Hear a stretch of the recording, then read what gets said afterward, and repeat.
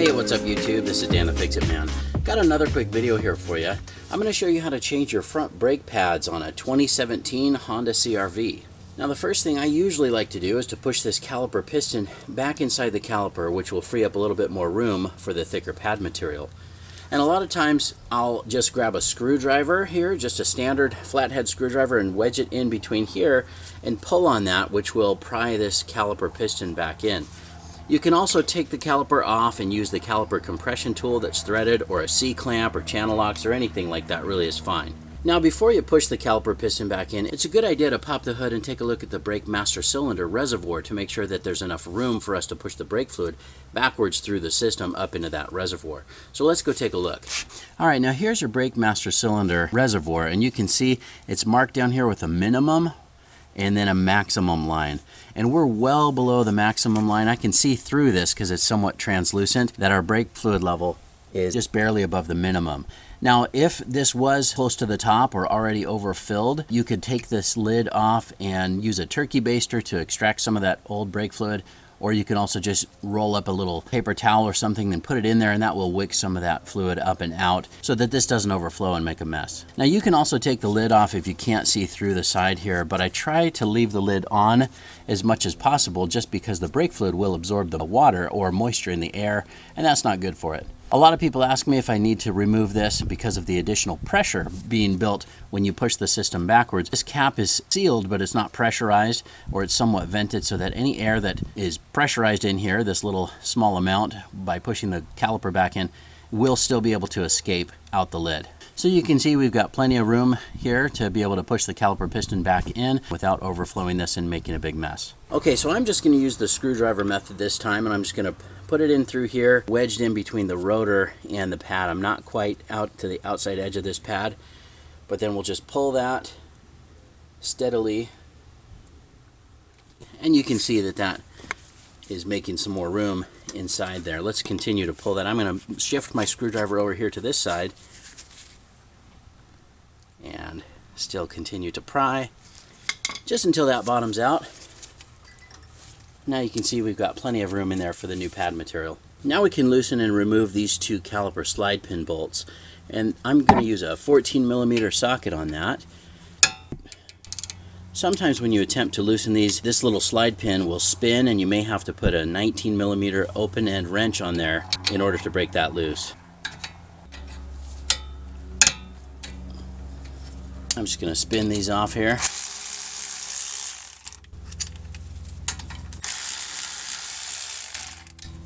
That's what those guys look like. We'll set those aside.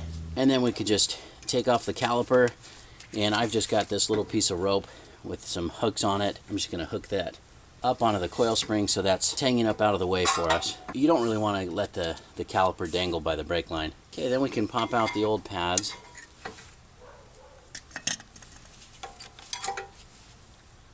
Now the brake kit that we have today does not come with these new pad retainer clips or abutment clips. So I'm just going to take these out and get them all cleaned up. But a lot of kits will come with replacements. The kit we got today is from Napa. Now I'm also going to pop out these two slide pins. Just kind of pull on the boot, pull and twist the slide pin out. And we're going to clean these up and re-grease them. Really just, you can hit some brake clean on there, but this one isn't too bad, just wipes off. Sometimes I'll put them back in once or twice to try to get any excess brake grease out of there, just some of that dirt and grime that builds up in there. And then I'm going to put a little bit of this Sil Glide on here. This is a good grease to use for brakes. I'm just using a clean part of my glove right here and just kind of spin that around. And then we'll just pop it right back in. And as you pull it in, you can squeeze that boot. That will sort of burp out any of that excess air. And you just want to make sure that they're spinning freely. Same thing with the top one. We'll just pull this back. Pull that one out. Get it all cleaned up.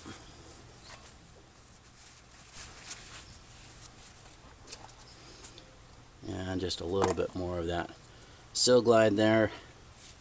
It doesn't take a whole lot, but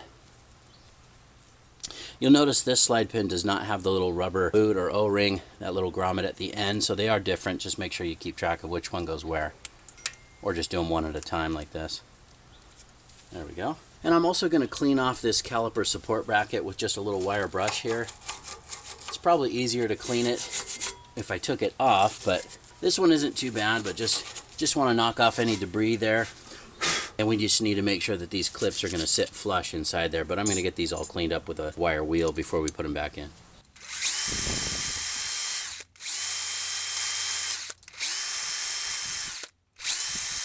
It's just trying to get some of that debris out of those channels where the pads ride, and then we can just press these clips right back in. Again, if your kit comes with new ones, you'll be all set, but we're just going to have to reuse these this time. Alright, now a quick note on these brake pads, and this is the interior pad, and it's got this this little metal noisemaker or squealer up here at the top of the pad. We've got also these little springs or clips at the end, and what that does is that prevents the pad from dragging on the rotor. There's other generations of CRV. You can see even the aftermarket pad here has this little hole drilled in the end of the pad. That's to put those little V springs that separate these. That's on the previous generation of CRV that I've done. I've also got a video on a 2014 Honda CRV. But in this case, these are different, and the kit does not come with new clips or new springs, so we're going to have to pull these off, and they just kind of clip onto the edge of the pad. But I noticed when doing the other side that the profile of this, you see the original pad, it's kind of notched out. This one is just kind of angled down. And these don't stay on there as well as they were on the original pad. So I'm just going to force it on there, and when you put this in, just make sure that doesn't come off, or make sure it doesn't get hung up. Same thing with the other one here, just pull that off and we'll clip it on here. Now it doesn't fit as snugly on this aftermarket pad. They're on, but you just want to make sure when you're putting the new pad in that these see they just want to come right off. When it's in its little channel, that should be fine. That should stay. So just make sure that you get those clips on and in place. Yeah, this one just doesn't even want to stay on there. So I think they'll be all right once they're in, because they sit inside this little channel in there where the brake little ear sits. That should hold it in place. Something you may want to consider when buying replacement pads. It might be worth it just to get the OE pads. And I'm putting a little bit of this Sil Glide on the end of the ear. Oh, there goes my clip again. That helps it slide in and out of this channel. And sometimes I'll put a little bit of dab of grease on the inside of these channels too. It really doesn't take much, but you do want to make sure that you don't get any on the pad material or on the rotor. And then we can just pull that in. Alright, just make sure that those clips, these little springs right here, stay in. These are, I think once we have them in the channels, they'll be alright, but that was a pain. These kept falling out. I had to do that a few times. Alright, same with the outside pad. Just pull off these clips, and we'll put them on the new pad.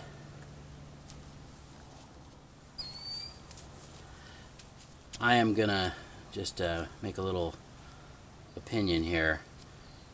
Buy the Honda pads on this if you're going to do this, or look closely at your aftermarket pads, because this little, see right there, that little groove, that little cutout holds these in place, and without it, these they don't stay on. It's really difficult to get them to stay on. But see they just fall right off. There's really nothing holding them in at all. I'm really hoping that once this is in place, that the clips will stay in because of the channels. See, there goes that top one as well.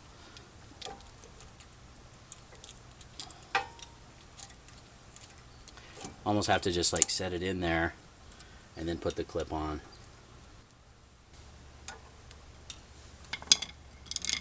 Okay, the top one is in, sort of.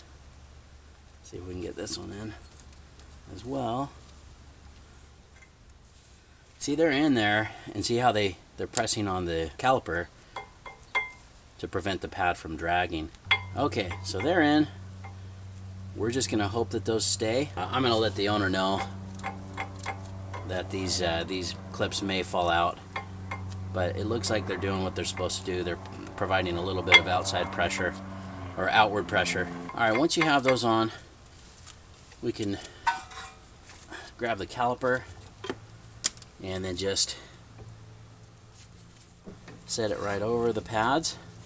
Now here you may have to pull on the slide pin towards you a little bit to get that caliper to go over it, and then we can put our slide pin bolts back in. Now of course we're just doing the pads today. If we were doing the rotors, a little bit more involved. Got to take off these caliper support brackets, and then there's a Phillips screw that holds the rotor on, and we'll get those snug. And again, you may need this 19mm open end. You might not. It might be fine, but I'm going to torque these to 36 foot-pounds. Here's the torque wrench I'm using. It's this gear wrench, 85062.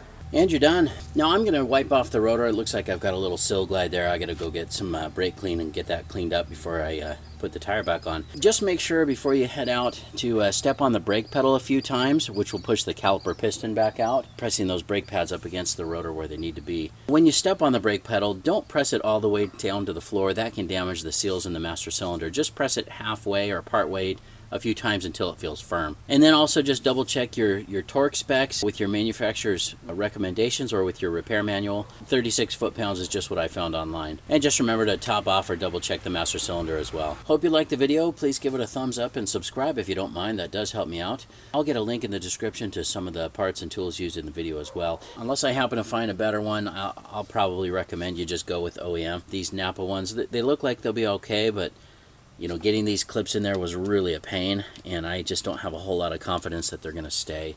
I'll post an update if I have any issues with these clips coming out. I'll see if I can't find a link to some Honda OEM brake pads, which these clips should probably work better on. Thanks so much for watching, and good luck.